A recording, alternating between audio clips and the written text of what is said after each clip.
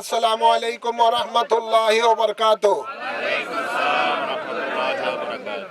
আপনারা জানেন আসন্ন ত্রয়োদশ সংসদ নির্বাচনে সুন্নি জামাতের পক্ষ থেকে ইসলামিক ফ্রন্ট বাংলাদেশের মনোনীত প্রার্থী হয়ে আমি জাতীয় সংসদ নির্বাচন অংশগ্রহণ করেছি। আমাদের উদ্দেশ্য লক্ষ্য একটাই, বাংলার জমিনে কোরআন সুন্নাহ রাজ কায়েম করা, রসুলে পাক সাল্লাল্লাহু আলাইহি সাল্লামের মহান আদর্শের আলোকে সমাজ ও দেশ গড়ার লক্ষ্যেই আমাদের এই নির্বাচনে অংশগ্রহণ করা।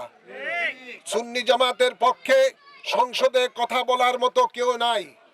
বাংলাদেশের মধ্যে শত শত ওলি আল্লাহর মাজার শরীফ ধ্বংস করতেছে, পোড়াচ্ছে, জ্বালিয়ে দিচ্ছে, আপনার ভাঙচুর করতেছে, বহু সুন্নি আলেম ওলামাদেরকে হত্যা করা হচ্ছে।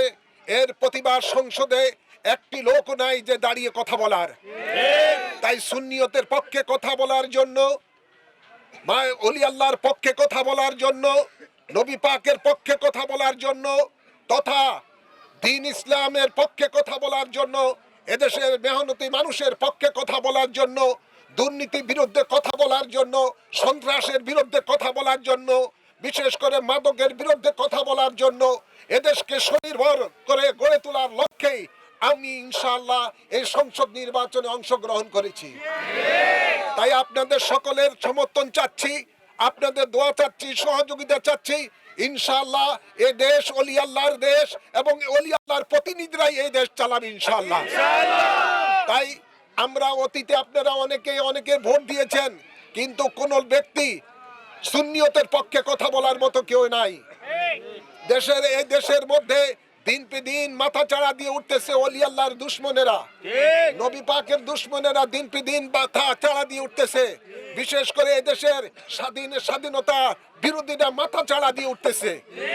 এদের বিরুদ্ধে যদি রুখতে হলে আমাদেরকে ঘরে বসে থাকলে চলবে না, আমাদেরকে সংসদে যেতে হবে, সংসদে কথা বলতে হবে এবং অধিকার সুন্নিয়তের অধিকার আদায়ের লক্ষ্যে সেখানে আমাদেরকে প্রতিবাদ করতে হবে, কথা বলতে হবে।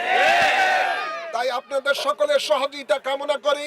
মা বোনদেরকে আমি বলবো, মা বোনেরা আপনারা ঘরে ঘরে গিয়ে চেয়ার মার্কায় ভোট দেওয়ার জন্য মহিলাদেরকে উদ্বুদ্ধ করবেন।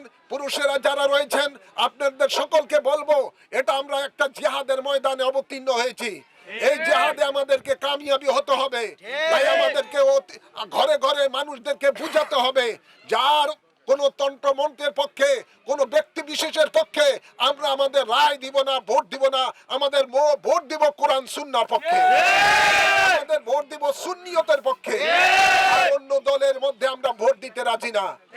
এই আহ্বান রেখে আপনাদের সকলকে ইনশাআল্লাহ মোবারকবাদ জানিয়ে আগামী 12ই ফেব্রুয়ারি আপনারা চেয়ার মার্কা বিজয় করবেন এই আশা ব্যক্ত করে আমার বক্তব্য এখানে সমাপ্ত করলাম।